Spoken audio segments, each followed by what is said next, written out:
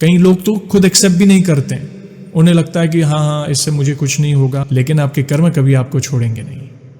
एक कहावत है ना, जैसे हजारों गायों की भीड़ में बछड़ा अपनी माँ को ढूंढ लेता है, वैसे ही आपके कर्म कभी आपको छोड़ेंगे नहीं। देखिए, समझने की बात है, जहां पे प्रभु का वास है, जहां पे प्रभु का नाम लिया जाता है, वहां की दुनिया की कोई बुराई या नेगेटिविटी, नेगेटिव एंटिटी या किया कराया जादू टोना टिक नहीं सकते। कहीं भटके नहीं, किसी शॉर्टकट के पीछे ना पड़े। कोई कह भी रहा है कि अरे मुझे तो ये इंट्यूशन आ रहा है कि आपके घर में ये है वो है, मैं आपके लिए इतने पैसे दे दो, बिल्कुल मत पढ़ना, क्योंकि प्रभु से बड़ा कोई नहीं। शास्त्र आदि उपाय करे, कोई दिक्कत नहीं, मगर किसी के चक्कर में ना पड़े, वो कुछ नया कर देंगे। जय श्री राम दोस्तों, कैसे हो आप सब? आप सभी का स्वागत है आज के इस व्लॉग में।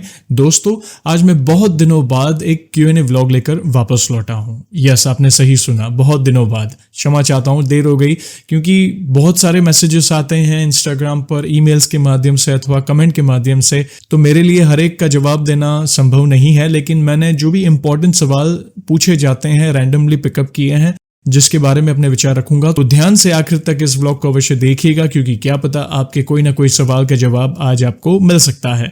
वीडियो पसंद आए तो लाइक और शेयर करना ना भूलें। नए हो तो चैनल को सब्सक्राइब करें। जय श्री राम का नारा लगाकर बेल आइकन को अवश्य दबाएं, ताकि आने वाले नए नए इंटरेस्टिंग व्लॉग्स हमारे फैमिली से जुड़े हो, ऐसे Q&A वाले हो, या फिर प्रभु से जुड़ी कोई प्यारी कथा क्यों ना हो, आप सबसे पहले देख सकें। सबसे पहला सवाल बहुत ही इंपॉर्टेंट सवाल है, ध्यान से सुनिएगा। एक पुरुष भक्त द्वारा ये सवाल मुझे पूछा गया कि जयेश भैया, नौकरी नहीं है, पैसों की तंगी है, कभी कभी लगता है कि अपना जीवन खत्म कर दूं। अगर आपके पास कोई उपाय हो तो प्लीज बताएं मेरे इस प्रॉब्लम के लिए। देखिए, संकट किसके जीवन में नहीं है, उतार चढ़ाव लगे ही रहते हैं। ये कहीं ना कहीं हमारा ही कोई पिछला प्रारब्ध है जो हमारे सामने आकर खड़ा है, अलग अलग संकटों के रूप में। लेकिन हिम्मत ना हारें, धीरज रखें। जैसे आपने कहा, कभी कभी ऐसा मन होता है कि अपने जीवन का अंत कर दूं।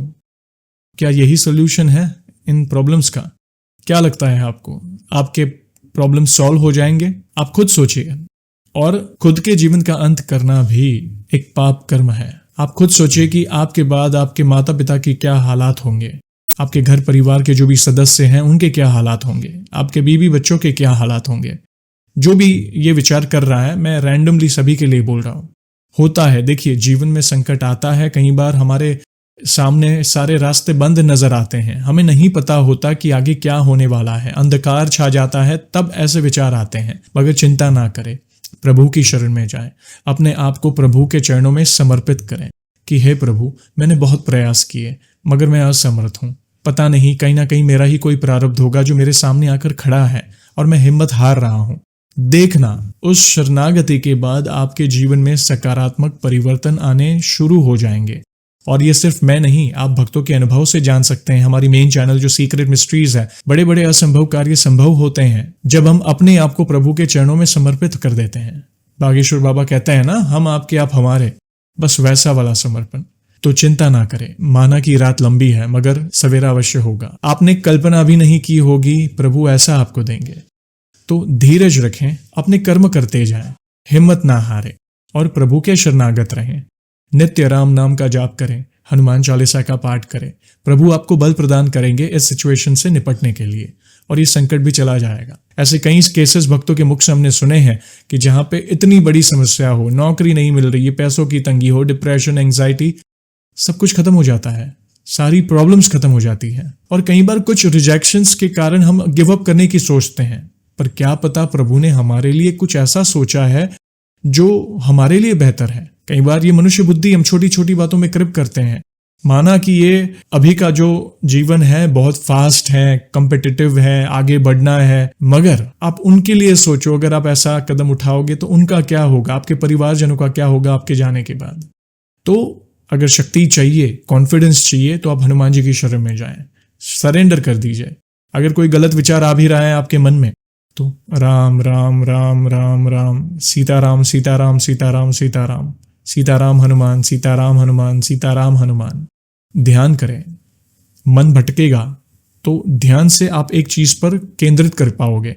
गलत विचार जो आते हैं ना, मरने के, या ये कर दूं, वो कर दूं, क्या करूं, या नेगेटिव विचार, वो धीरे धीरे धीरे धीरे धीरे दूर हो जाएंगे और आपके प्रॉब्लम्स के सोल्यूशन मिलने शुरू हो जाएंगे।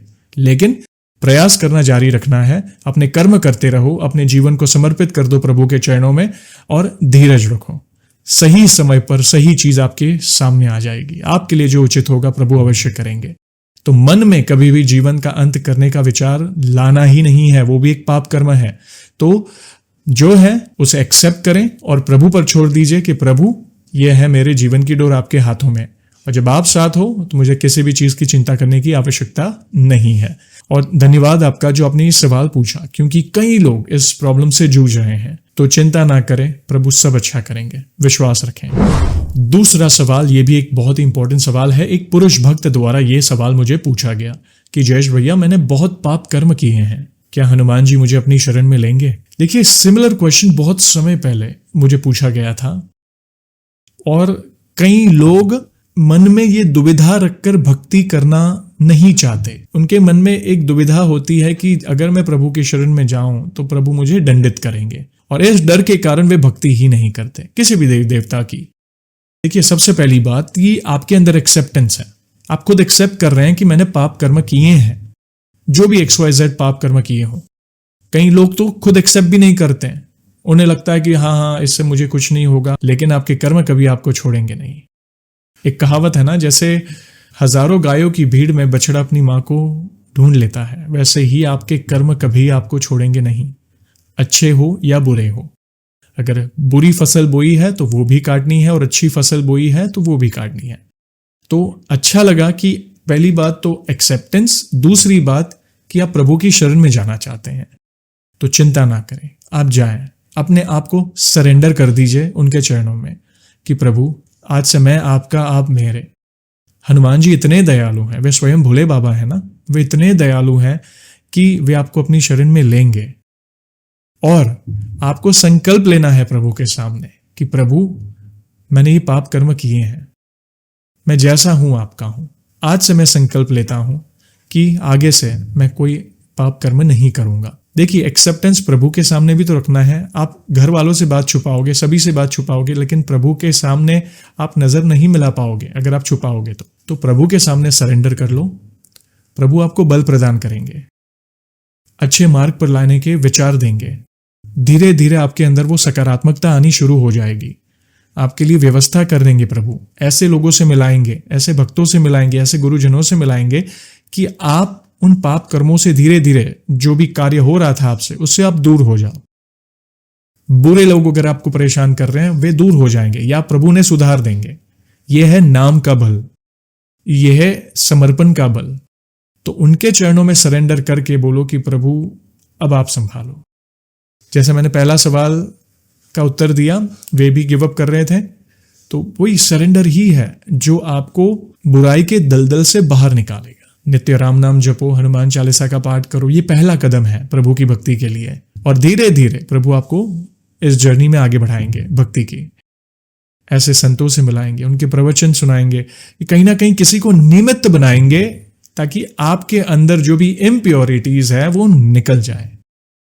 तो टेंशन ना लीजिए, आप जिस भी परिस्थिति में हो सरेंडर कर दो। देखना, मुझे पूरा विश्वास है कि एक दिन आप मुझे मेल करके अवश्य अपना अनुभव शेयर करेंगे अथवा वीडियो कॉल में कि प्रभु मैं क्या था और प्रभु ने मुझे क्या कर दिया। तीसरा सवाल, इस प्रॉब्लम से भी कई लोग जूझ रहे हैं, ध्यान से सुनिएगा। एक महिला भक्त द्वारा यह सवाल मुझे पूछा गया कि जयेश भैया, मेरे घर में मुझे ऐसा लगता है कि कोई नेगेटिव एनर्जी है या किसी ने कुछ किया है जिसके कारण घर में अशांति का माहौल बना हुआ है। बीमारी कहें या फिर नकारात्मक विचार कहें, बहुत सी नेगेटिव चीजें मेरे घर में हो रही है। कोई कहता है इसके पास जाओ तो कोई कहता है उसके पास जाओ। मैंने अपना समय और पैसा काफी बर्बाद किया है, मगर फिर भी कोई समाधान नहीं मिला। सारी चीजें जैसी है वैसी ही है। प्लीज अगर आपके पास कोई उपाय हो तो बताएं।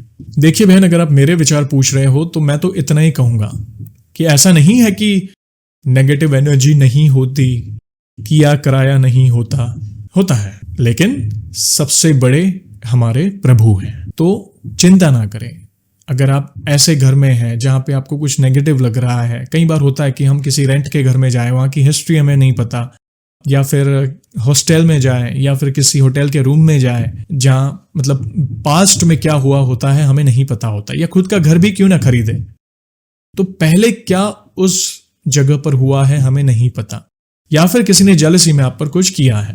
प्रभु का नाम सर्वसमर्थ है, सर्वसमर्थ। आप जिन भी देवी देवता को भजो, अगर आप समझो हनुमान जी की बात करें तो राम नाम भजे, हनुमान चालीसा का पाठ करें। और ये नेगेटिव एनर्जी भी समझो एक संकट ही है, घर में अशांति का माहौल है तो ये संकट ही है, तो ये कहीं ना कहीं वो इफेक्ट क्यों हो रही है आप पर, क्योंकि हमारा ही कोई प्रारब्ध होगा जो लिखा होगा जो इस नेगेटिव एनर्जी को निमित्त बनाकर हमारे जीवन में आए, भूत प्रेत आदि जिन ऊपरी हवा जो भी कहें। लेकिन मैंने जैसे हर बार कहा, प्रभु का नाम सर्वसमर्थ है।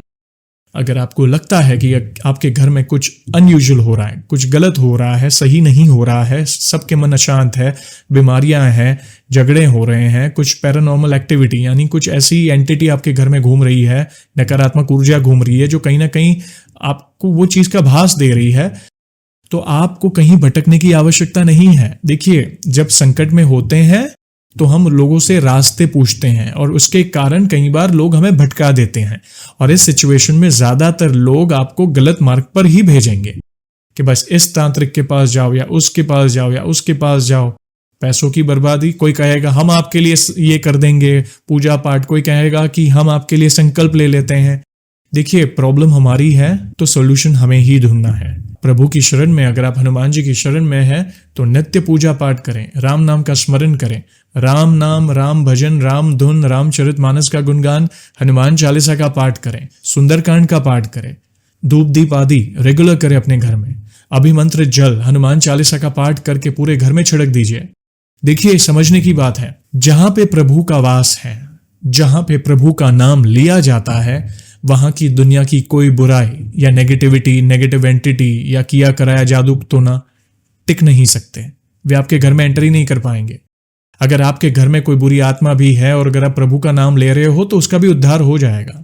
तो मन में कोई वहम ना लाए, कहीं भटके नहीं, किसी शॉर्टकट के पीछे ना पड़े। कोई कह भी रहा है कि अरे मुझे तो ये इंट्यूशन आ रहे हैं कि आपके घर में ये है वो है, मैं आपके लिए इतने पैसे दे दो, बिल्कुल मत पड़ना, क्योंकि प्रभु से बड़ा कोई नहीं। क्योंकि आजकल लोग ऐसे बहुत ठगने वाले मिल जाएंगे आपको, तो प्रभु से बड़ा कोई नहीं, हम सबके परम पिता हैं और राम नाम सर्वसमर्थ है।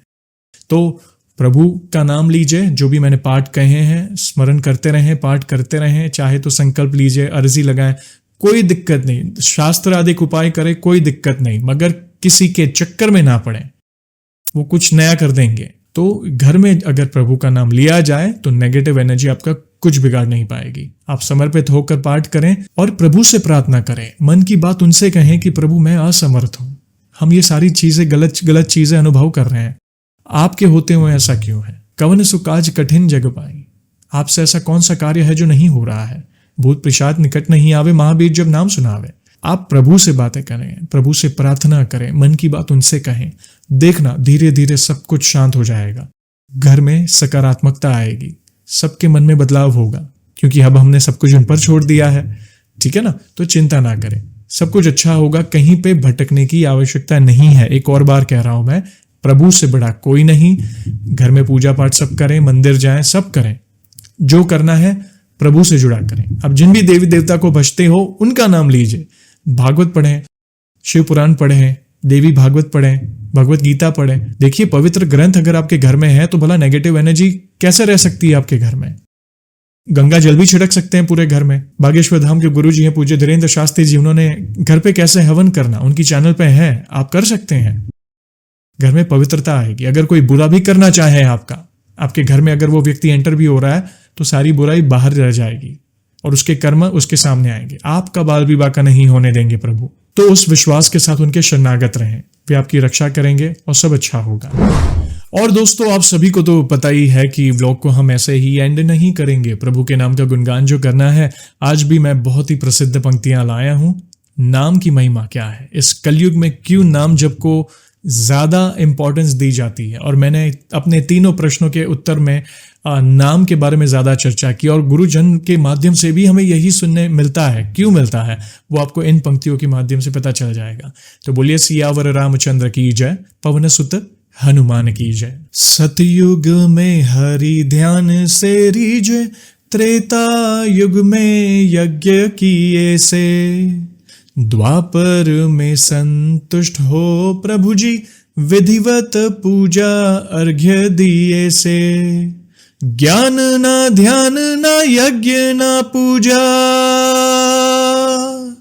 ज्ञान ना ध्यान ना यज्ञ ना पूजा, स्मरण करो बस सच्चे ही ऐसे।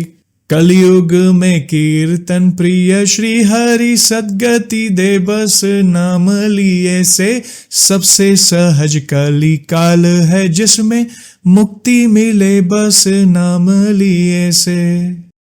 जय श्री राम। बहुत ही अद्भुत पंक्तियां हैं। देखा क्या है नाम की महिमा इस कलयुग में। इसलिए पूज्य तुलसीदास जी भी कहकर गए हैं कि कलयुग केवल नाम अधारा, सुमिर सुमिर नर उतर ही पारा। और पूज्य प्रेमानंद जी महाराज भी नाम की ही महिमा सभी भक्तों को समझाते हैं। तो दोस्तों, आज की ये वीडियो आपको कैसी लगी और ये पंक्तियां आपको कैसे लगी, प्लीज कमेंट के माध्यम से मुझे अवश्य बताएं। वीडियो पसंद आई हो तो लाइक और शेयर करना ना भूलें। नई हो तो चैनल को सब्सक्राइब करें। जय श्री राम का नारा लगाकर बेल आइकॉन को अवश्य दबाएं, ताकि आने वाले नए नए इंटरेस्टिंग व्लॉग्स हमारे फैमिली से जुड़े हो, ऐसे Q&A वाले हो, या फिर प्रभु से जुड़ी कोई प्यारी कथा क्यों ना हो, आप सबसे पहले देख सकें। और जल्दी लौटूंगा मैं एक और इंटरेस्टिंग व्लॉग के साथ। तब तक जय श्री राम, जय हनुमान।